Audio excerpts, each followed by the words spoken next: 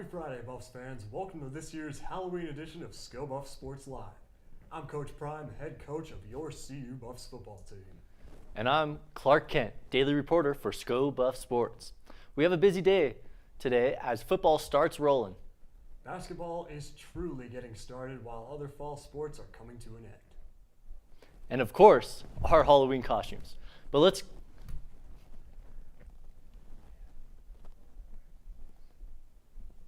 We begin with Colorado football, landing a solid piece of the recruiting trial this morning as three-star defensive lineman Christian Hudson flipped his commitment from Central Florida to the Buffaloes. Hudson is the 9th commit of CU's 2025 high school class and is ranked as a top 50 recruit out of the state of Florida by 24/7 Sports. Before we kick off our look at Cincinnati, let's take you back to the Buffs' dominant game against Arizona in Tucson. We take you to Brittany Garcia after the match. Hello, it's Brittany Garcia from Sko Buff Sports, and we are here at Arizona Stadium in Tucson, Arizona. The Colorado Buffaloes are walking out of Tucson with a win against the University of Arizona Wildcats, 34-7, and this will be the Buffs' third consecutive road win and has already surpassed the win total from last season. And they are standing at 5-2, looking into Cincinnati's matchup next weekend at Folsom Field. The opening of the first half was very hectic, as it began with an onside kick and had two back-to-back touchdowns by the Buffs. Colorado reached the most sacks this season with a total of 7 sacks, which is the most amount of sacks down on Colorado's side since 2019 versus Iowa State. Travis Hunter exited at the end of the first half as a precaution for the injury he obtained last game. He recorded a total of 17 yards in this game alone. Coach Prime believes that he wasn't exactly 100%. At the press conference, he gave an update that he was sore and banged to go. We hope that Travis Hunter will make a return for the Buffs next weekend. And the Buffs will be back at Folsom Field next weekend to face off Cincinnati, and the kickoff will be at 7:15 p.m. Again, this is Brittany Garcia from Sko Buff Sports. Now a look at the Big 12 standings heading into Week 9 of the college football season. BYU and Iowa still maintain perfect records in conference. BYU endured Olin Gordon's long overdue breakout game and survived a valiant effort from Oklahoma State. ISU surged late to defeat UCF as well. Tough news for the Buffs, who sit a game back in the standings without playing either team. Directly behind the Cougars and Cyclones sits Kansas State, Texas Tech, Cincinnati, and CU. The good news for CU is that they will get a crack at both Cincinnati and Texas Tech. The bad news is that loss to Kansas State remains pivotal unless some shakeup occurs in the conference. NFL scouts flocked to Boulder, Colorado on Tuesday to watch Buffs standouts Travis Hunter and Shedeur Sanders. Scouts from the Ravens, Texans, Giants, and Jets were in attendance to watch the talented duo firsthand. Giants Associate General Manager delivered a passionate speech to the entire squad after practice as rumors regarding Shedeur's possible NFL landing spot. The timing was ideal for the scouts, as Travis Hunter has announced he is 100% and ready to go. It's time now to look ahead at the Buffs game against the Cincinnati Bearcats. We'll take you now to our preview segment featuring Nick Evans and Trent Finnegan. Thank you guys. As they said, I am Nick Evans. I'm joined by Trent Finnegan. Trent, Colorado has played the Bears, the Bearcats, the Wildcats, and now we're playing another kind of Bearcat? A lot of animals. Yeah. I can't keep track. You know, going from K-State and then they were Wildcat and then Arizona, another Wildcat. I was like saying Wildcats. I was like, what Wildcat am I talking about? What more animals are we going to have to face? I can't wait to face the Cowboys late in the season when we are done with these animals. We're done with it. I mean, our team's also an animal, so we can't really We don't need to talk about that. fault that. We've got, as I said, a night game tomorrow night, Saturday night. We have at 8:15, I want to say. Cincinnati will come to town playing Colorado during Parents Weekend. Let's start us off, Trent. What are you looking at for this So game? you brought up the late kickoff, fourth 8:15 kickoff on ESPN under Deion Sanders. 2 last year, 2 this year. They're 1-2 so far. Every one of those games has been a thriller. 2 double OT games last year, and then the K-State game this year. And what I'm looking for is for the Buffs to get off to a good start on defense. All 3 of those games, they've gotten off to a very poor start defensively, except that Stanford game, but we won't talk about that anymore. I don't know if you saw, Nick, they changed their practice routine this week. They practiced under the lights last night on Thursday to kind of switch up their routine, get used to that later kick. So this is not a team that you can sleepwalk around. I know a lot of people didn't expect Cincinnati to be here. A lot of people didn't expect Colorado to be here either. This game, these two teams were voted 11th for Colorado and 14th for Cincinnati in the preseason Big 12 media poll. And here we are. This game has championship implications. Now, nobody thought this would be as big of a game as it is, but it's going to be fun. There's a lot of big keys to look for in this game. Yeah, and you say at the start of the season, this was Cincinnati's conference to kind of establish himself in. You had 4 teams coming into the Big 12, 2 leaving, so 16 total.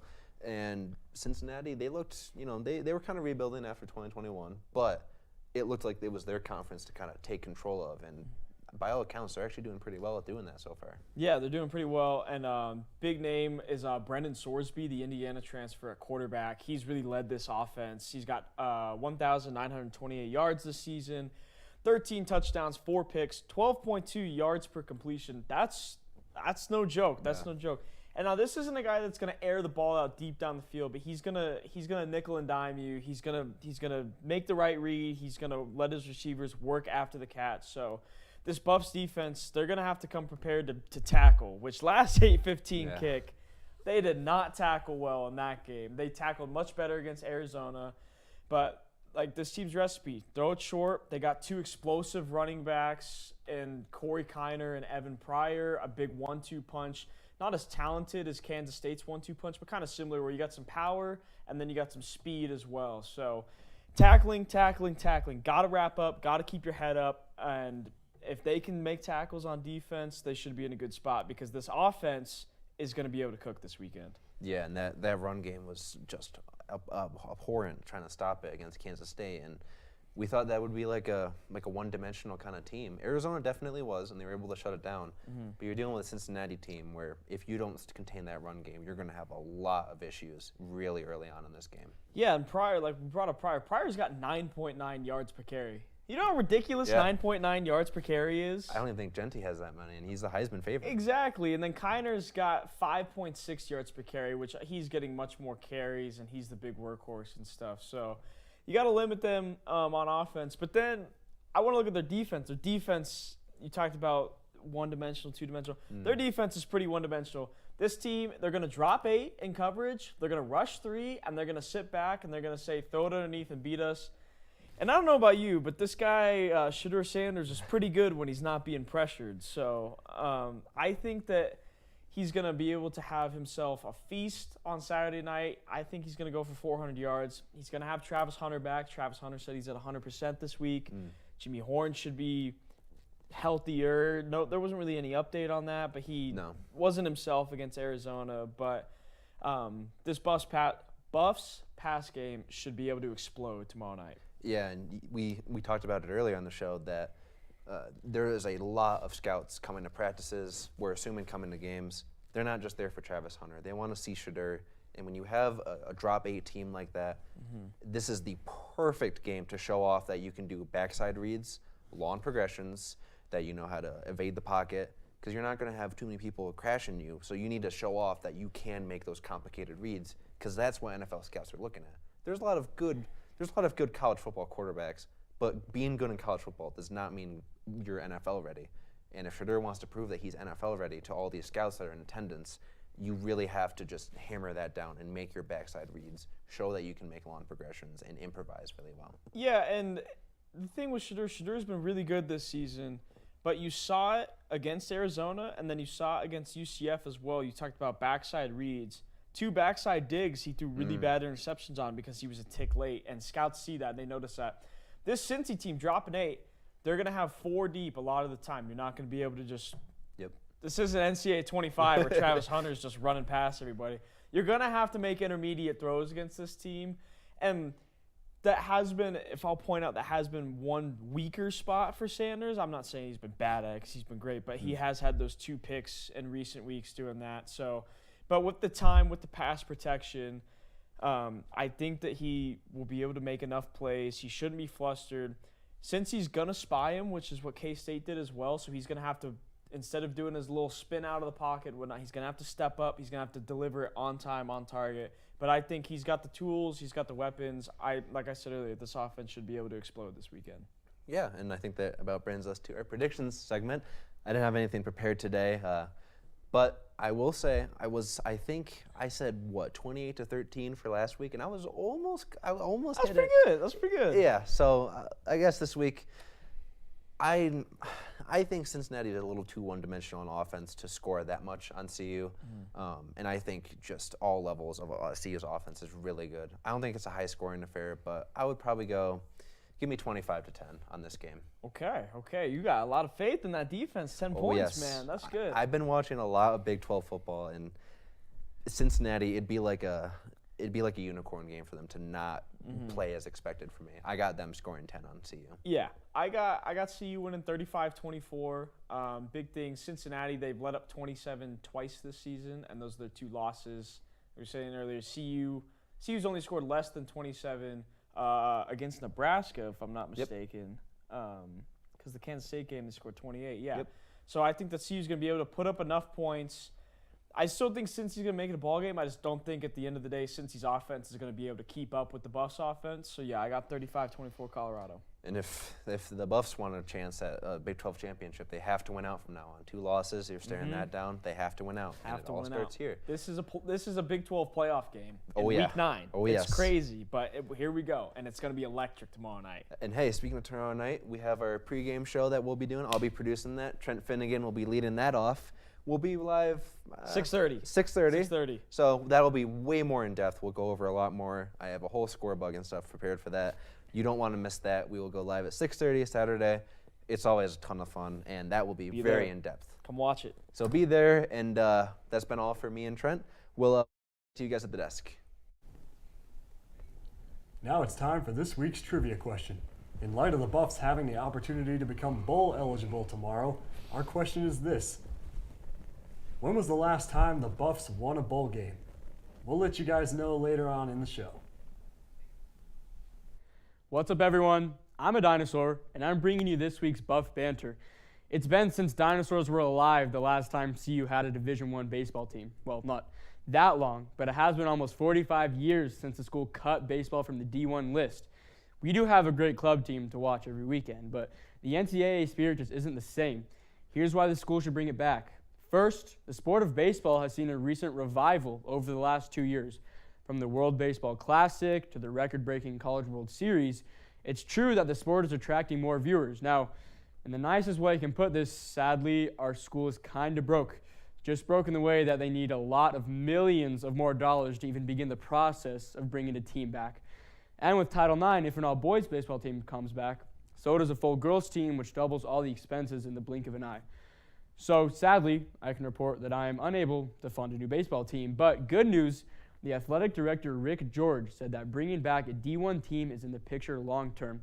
And hey, maybe once a school magically summons $500 million, they could also bring back gymnastics, swimming, and wrestling. All in all, baseball's viewership could bring money to the school, and mo fun, as they say. I'm Balin Weislip, and that was your Buff Banner.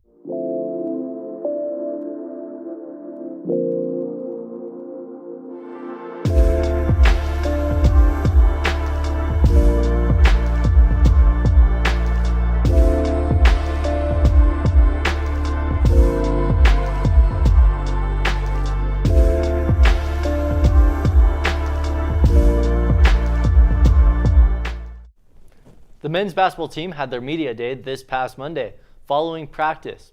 All the players saw the media for the first time this year, and head coach Tad Boyle had a presser after the practice. Boyle and the Buffs have high hopes for the season, after being ranked 15th out of 16 in the Big 12. Boyle and the Buffs kept speaking on their week-to-week progress and their expectations for the season. Boyle also said to expect an exciting team to watch this year. The Buffs begin their regular season on November 14th against Eastern Washington. The men's basketball team tipped off their season last Saturday with an exhibition with Pomona Pitzer. The game saw most of the Buffs playing, but more importantly, it was the first look at the freshman class. The Buffs were in command for the majority of the game, controlling the tempo, winning the rebound game, and overall dominating the floor. Sophomore Bangot Dak led the team with 16 points as the Buffs took the dub 95-62. Freshman Sebastian Rankic led the team in minutes, a premier feat for the youngster from Slovakia. The women's basketball team is in a period of flux, with their own media day on Monday shedding light on the new look Buffs. Head coach J.R. Payne seems optimistic with her unit, picked to finish 9th in the Big 12 preseason poll, but receiving 15 vote points in USA Today's Top 25. Payne had this to say about how the Buffalo's 10 new players are adjusting to Boulder. You know, as far as chemistry and camaraderie and trust and all of those things, we've been very blessed with just an incredible group of young women. So that part, which I think a lot of people would be surprised about, came very easily just by the sheer makeup of our players. But the basketball part of it, the offense is the thing that's taken the longest. It's safe to say it will be a year for learning for Colorado, but that does not mean it won't be a fun team to watch. The women's basketball team will kick off this season this Sunday at 1 p.m. with an exhibition at the CU Events Center. The Buffs will take on Colorado School of Mines as they get a chance to take on a local opponent before non-conference play begins and allow their 10 new players to experience playing on their home court for the first time. The Colorado women's tennis team was back in action this past week in New Mexico for the ITA Mountain Regionals. The stars of the week were Anya Nelson and Emma Bubalo, who were the doubles champions of the tournament.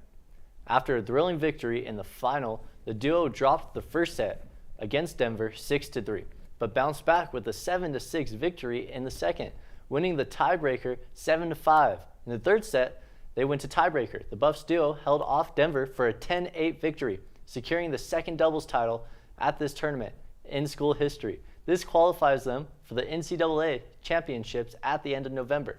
For the rest of the team, the next event is the Florida Gulf Coast University Invite, which begins a week from today. The soccer team fell to West Virginia on the 20th by a score of 2-0. This puts the Buffs at a 4-2-4 conference record and a 10-3-4 overall record.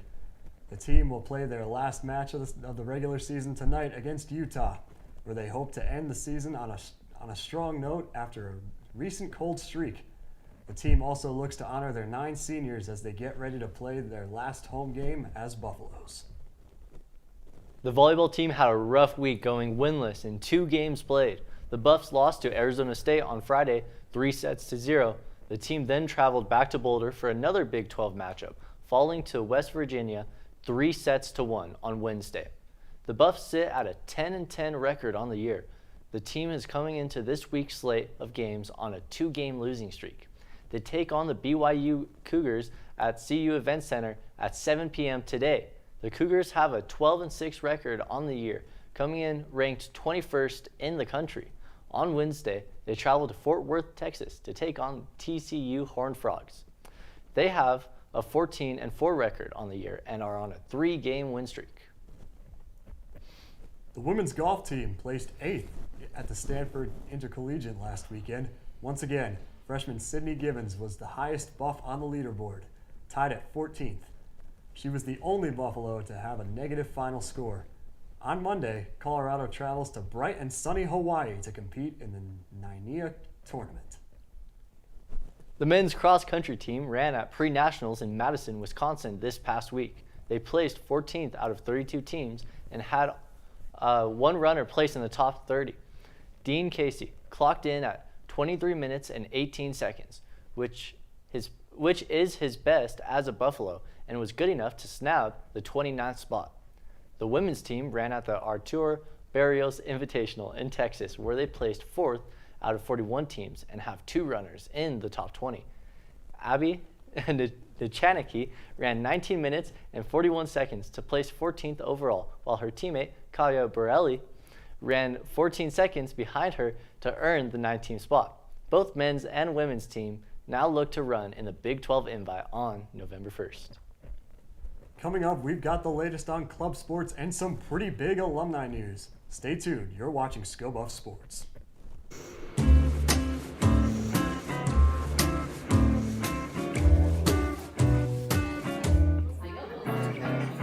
wants to do basketball? Who wants to do football? Who wants to do soccer? Who wants to do volleyball? That's so sick. Did Christian just say videography? Anyone want to do that?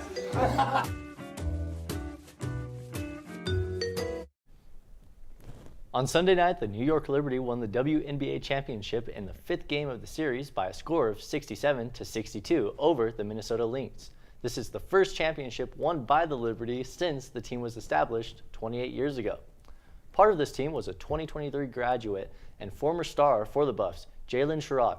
Just 6 months into her professional career after proving herself at training camp and earning a contract at midseason with the Liberty, Sherrod is a world champion. Though Sherrod didn't see the court in the final series, she contributed against the reigning champion Las Vegas Aces and throughout the playoffs on her team's journey to the finals. With the beginning of the NBA season last Tuesday, CU celebrates many players and coaches in the league who graduated from Boulder.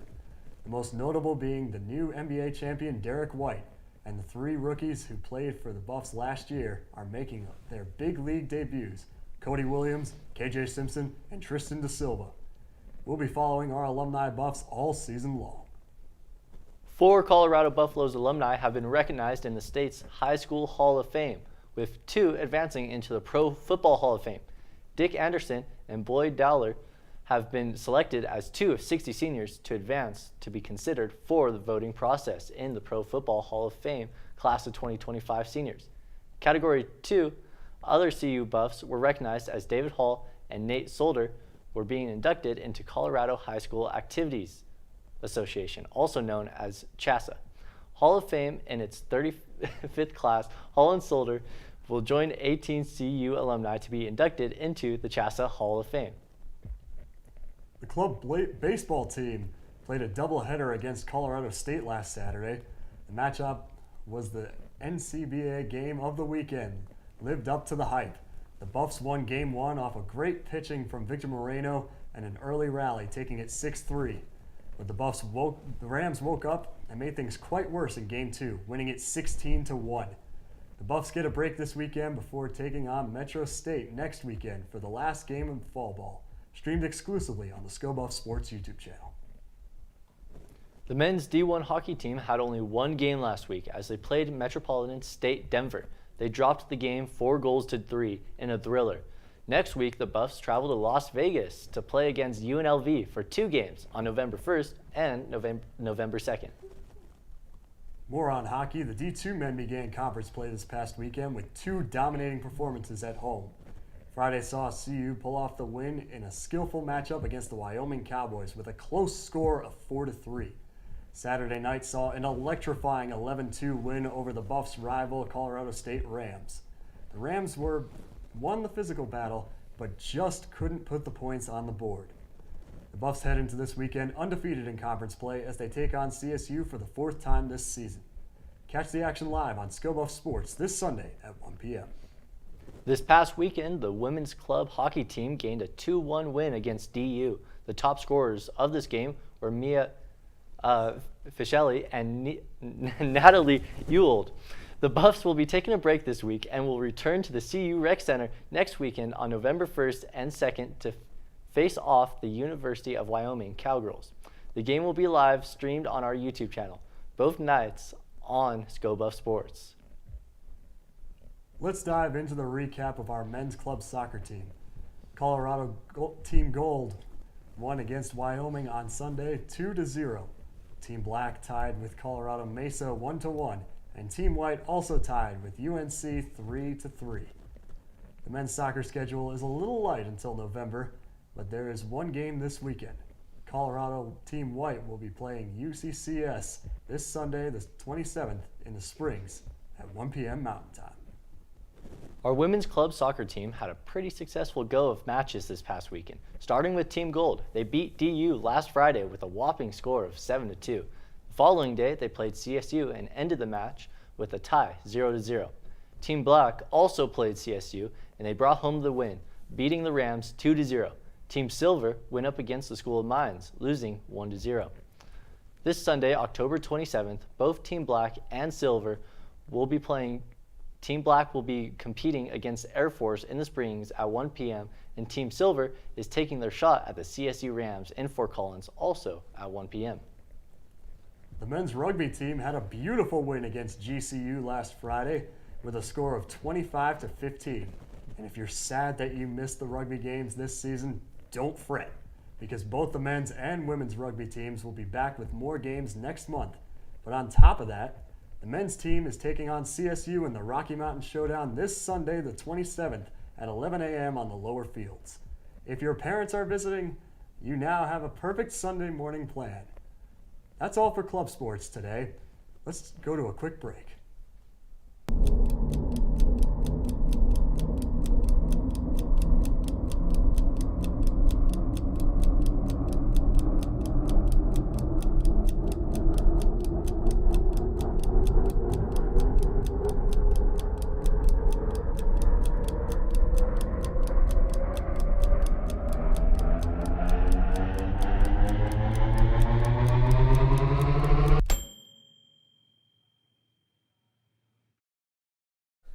Now it's time to reveal our play of the week. We did not put out a poll for this week's play as there was one clear. Drum roll please. The winner is Will Shepard. The transfer from Vanderbilt tiptoed the sideline for the impressive touchdown catch. Ruled a score after further review, Shepard has touchdowns in back-to-back games and 3 on the season, aiding the Buffs' passing attack and their win on Saturday against Arizona. Now it's time for the answer to our trivia question. Just a reminder, the question is, when was the last time the Buffs won a bowl game? The correct answer is 2004, when the Buffs defeated the University of Texas El Paso in the Houston Bowl 33-28. Here's to hoping for another bowl this bowl win this season. And now we turn to Tweet of the Week at Coach Prime's press conference on Tuesday, where he made some interesting comments ahead of Cincinnati game Saturday at Folsom. Be booed and they say it and hate it. That turns us on. Turns us on. It's kind of sexy, matter of fact. That's how I felt when I played. I mean, I love to be on the road and get booed and they say it and hate it on it. I think we like being the underdogs and we like being those type of people. Not that we don't look at the betting line or whatever. Underdogs meaning on the road, away from home. But we like that. We like that. It's safe to say Prime is enjoying the hate that comes with playing at Big 12 road venues. What's going on, Buff Nation? My name is Dylan Nation, and we've got a lot going on at home this weekend, so let's get to it. At 7 tonight, our volleyball team is back in Boulder for a big matchup against the number 21 ranked BYU Cougars at the CU Event Center. But that's not all. Football team faces off against Cincinnati at Folsom Field tomorrow in yet another late night showdown at 8:15 p.m. This will be the second meeting between the two teams. The Buffs have only played the Bearcats once, all the way back in September of 1972. And on Sunday, the women's basketball team starts off their season with an exhibition games against Mines. You can catch that at 1 p.m. at the CU Event Center. And finally, the women's golf team will tee off for 3 days at the Nanea Invitational, located in sunny Hawaii. Don't miss out on everything going on in SCO Buffs. That wraps it up for this year's Halloween edition of the SCO Buff Sports Live Show. It was a fun episode, and I sure will miss October sports. I will too. But anyways, I'm Clark Kent reporting for Truth, Justice, and a Better Tomorrow. And I'm Coach Prime. Happy Halloween, Buffs, and don't forget, you heard it here first.